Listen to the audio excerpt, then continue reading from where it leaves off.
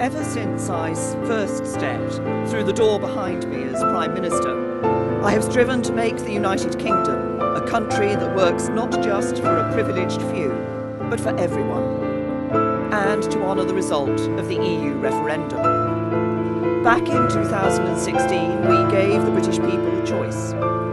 Against all predictions, the British people voted to leave the European Union. I feel as certain today as I did 3 years ago that in a democracy, if you give people a choice, you have a duty to implement what they decide. I have done my best to do that. I negotiated the terms of our exit and a new relationship with our closest neighbours that protects jobs, our security and our union. I have done everything I can to convince MPs to back that deal. Sadly, I have not been able to do so. I tried 3 times. I believe it was right to persevere, even when the odds against success seemed high. But it is now clear to me that it is in the best interests of the country for a new Prime Minister to lead that effort. So I am today announcing that I will resign as leader of the Conservative and Unionist Party on Friday the 7th of June, so that a successor can be chosen. I've agreed with the party chairman and with the chairman of the 1922 committee that the process for electing a new leader should begin in the following week. I have kept Her Majesty the Queen fully informed of my intentions, and I will continue to serve as her Prime Minister until the process has concluded. It is, and will always remain, a matter of deep regret to me that I have not been able to deliver Brexit. It will be for my successor to seek a way forward that honours the result of the referendum. To succeed, he or she will have to find consensus in Parliament where I have not. Such a consensus can only be reached if those on all sides of the debate are willing to compromise. For many years, the great humanitarian Sir Nicholas Winton, who saved the lives of hundreds of children by arranging their evacuation from Nazi-occupied Czechoslovakia through the Cinder transport, was my constituent in Maidenhead.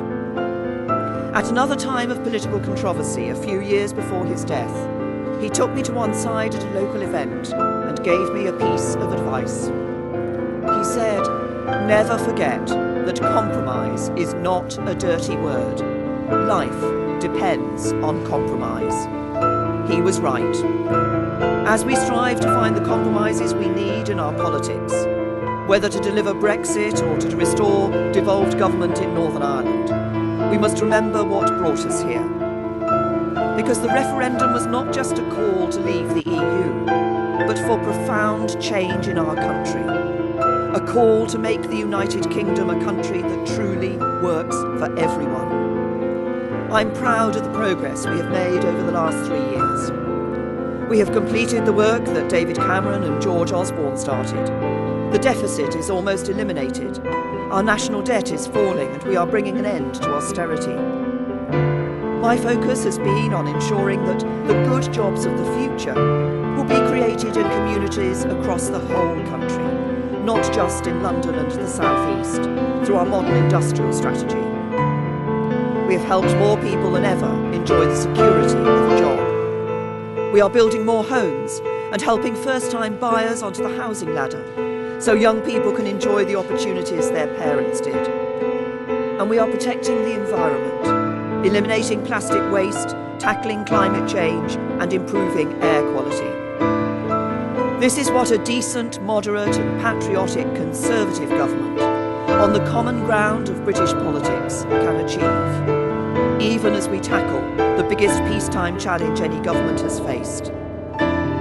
I know that the Conservative Party can renew itself in the years ahead, that we can deliver Brexit and serve the British people with policies inspired by our values. Security, freedom and opportunity, those values have guided me throughout my career.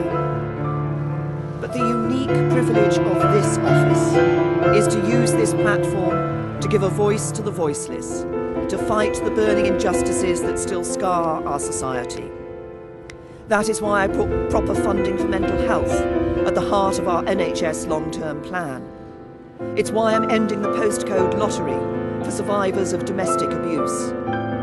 It is why the race disparity audit and gender pay reporting are shining a light on inequality, so it has nowhere to hide. And it is why I set up the independent public inquiry into the tragedy at Grenfell Tower, to search for the truth, so nothing like it can ever happen again, and so the people who lost their lives that night are never forgotten. Because this country is a union, not just a family of 4 nations, but a union of people, all of us. Whatever our background, the colour of our skin, or who we love, we stand together, and together we have a great future.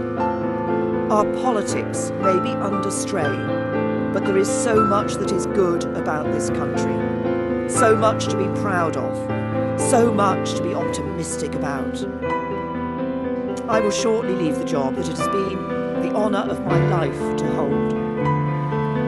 The second female Prime Minister, but certainly not the last. I do so with no ill will, but with enormous and enduring gratitude to have had the opportunity to serve the country I love.